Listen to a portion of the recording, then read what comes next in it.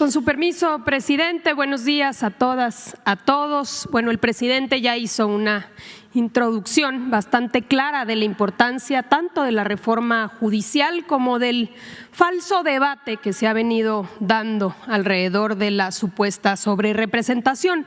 Pero es importante porque, como sabemos, esta reforma fue presentada por el presidente el 5 de febrero y se está discutiendo hoy en el Congreso.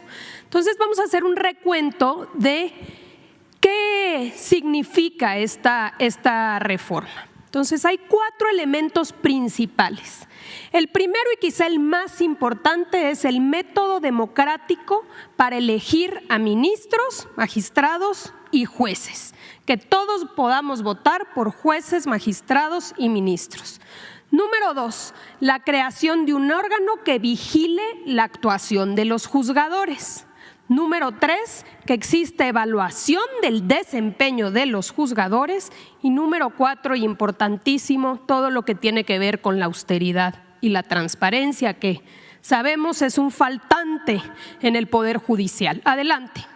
Respecto al primer tema, la elección popular de ministros, magistrados y jueces. ¿Qué tenemos actualmente? Ponemos antes porque es antes de la reforma, en realidad es lo que sucede hoy en día. Hoy en día los ministros son propuestos por el presidente y son elegidos por o seleccionados por el Senado de la República.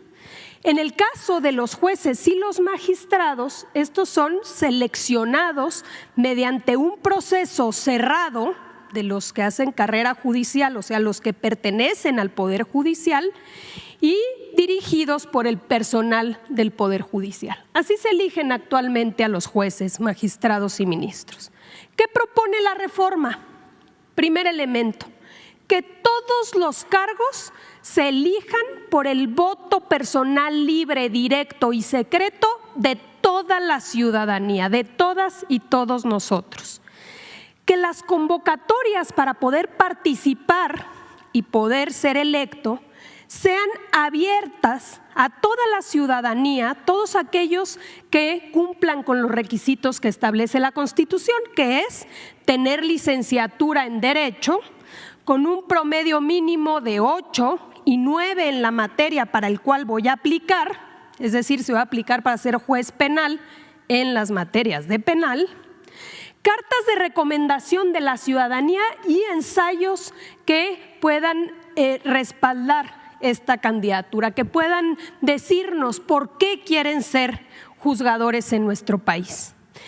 Comités de evaluación que seleccionan los perfiles con la mejor trayectoria y preparación y que destaquen en algo que es fundamental, que es su honestidad. Esto es lo que propone la reforma. Número 2. Un órgano que vigile la actuación de los juzgadores. Hemos hablado mucho de la importancia que exista esto. ¿Por qué? ¿Qué sucede actualmente? Hoy existe el Consejo de la Judicatura Federal como un órgano administrativo y también de disciplina.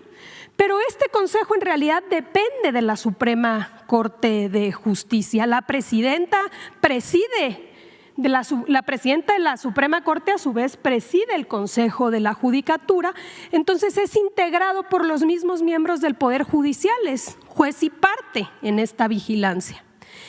Facultades muy acotadas, porque por esta supuesta libertad de jurisdicción, en realidad es que no se puede entrar a evaluar las resoluciones de los juzgadores, no pueden ser cuestionadas ni revisadas. Entonces hay sanciones mínimas y excepcionales.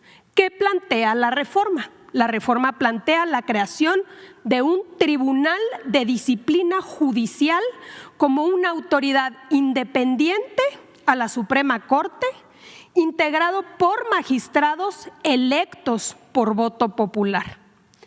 Facultades amplias para este tribunal para poder investigar la actuación de cualquier juzgador, incluyendo que sus resoluciones estén apegadas a derecho.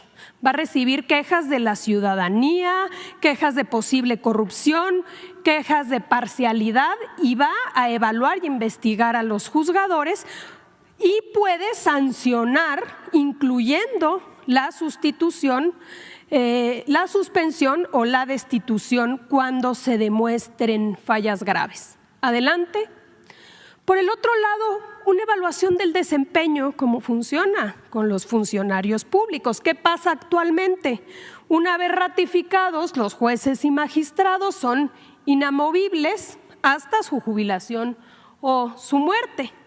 Los jueces y los magistrados no tienen en realidad la obligación de someterse a evaluaciones periódicas, entonces no existen consecuencias, por ejemplo, de algo que también aquí hemos hablado, de excederse en los plazos máximos que establece la ley para resolver un asunto. ¿Qué acaba pasando? Que se mete un asunto en el cajón y se puede dejar ahí meses o hasta años sin resolverse. ¿Qué se está planteando actualmente? De entrada, que cada 9 años los jueces y los magistrados vuelvan a la boleta. El pueblo de México nuevamente va a decidir si han desempeñado bien su trabajo y por ello si los ratifica o no mediante el voto popular. Los jueces y magistrados electos van a ser evaluados durante su primer año en su encargo y si se detecta que hay alguna problemática pueden ser suspendidos o destituidos. Y finalmente, algo muy importante, la obligación de dar aviso y justificar demoras procesales, pero el Tribunal de Disciplina puede detectar que hubo o que está habiendo dilación en la resolución de un proceso y sancionar a estos juzgadores. Adelante. Y finalmente, un elemento también importantísimo.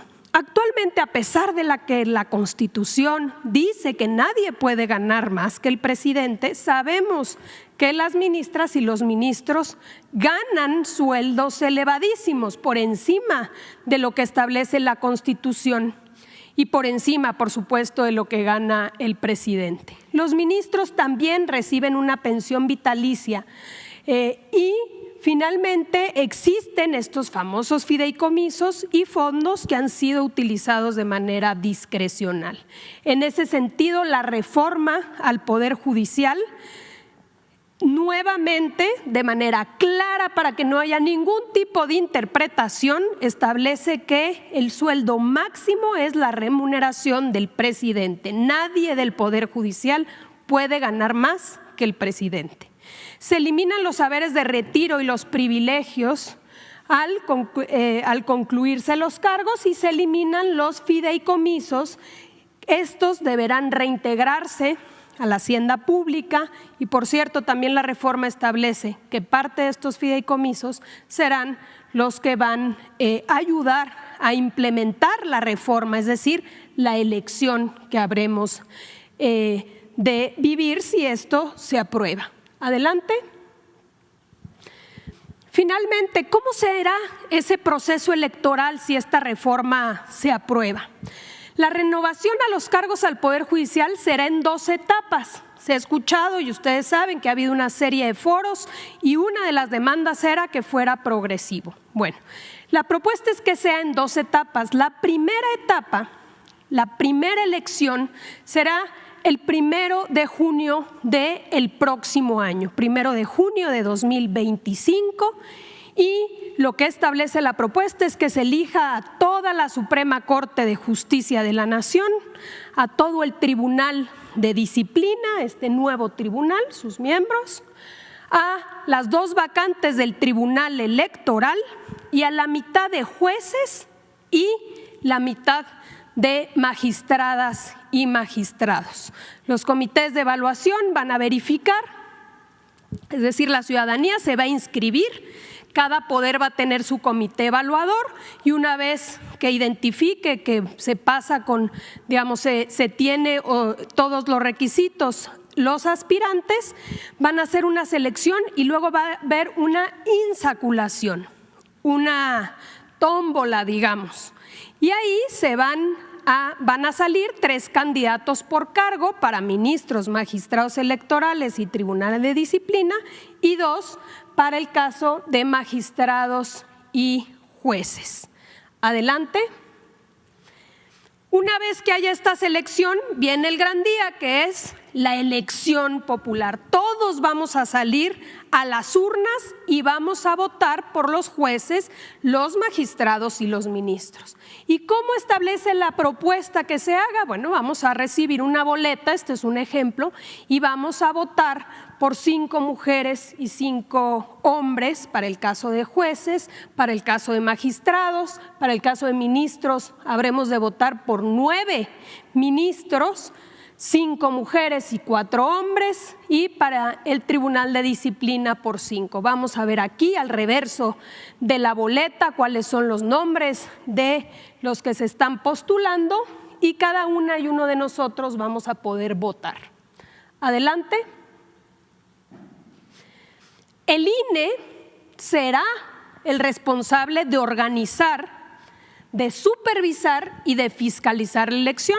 Va a haber un periodo, según la propuesta, de 2 meses de campaña, donde no se permite el financiamiento público ni privado, pero sí va a haber tiempos en radio y televisión y va a haber debates para que la ciudadanía pueda conocer quiénes son los que se están postulando para ser nuestros jueces, magistrados y ministros y quiénes van a resultar electos, quienes obtengan más número de votos. Ocuparán los cargos las personas más votadas, alternando la asignación entre hombres y mujeres para garantizar la paridad. Vamos a tener, de aprobarse esta reforma, un poder judicial paritario, mitad mujeres y mitad hombres. En caso de la ausencia de alguno de estos, por prelación va a ocupar quien haya obtenido más votos y finalmente la segunda elección, la segunda mitad de jueces y magistrados habrán de votarse en la elección intermedia de 2023. Entonces va a ser en 2 etapas, la primera el próximo año, 1 de junio, y la segunda para concluir con la renovación de todo el Poder Judicial en 2027 para el resto de magistrados y ministros. Quiere decir que es poner el elemento fundamental de un proceso democrático de elección de la ciudadanía para elegir al Poder Judicial.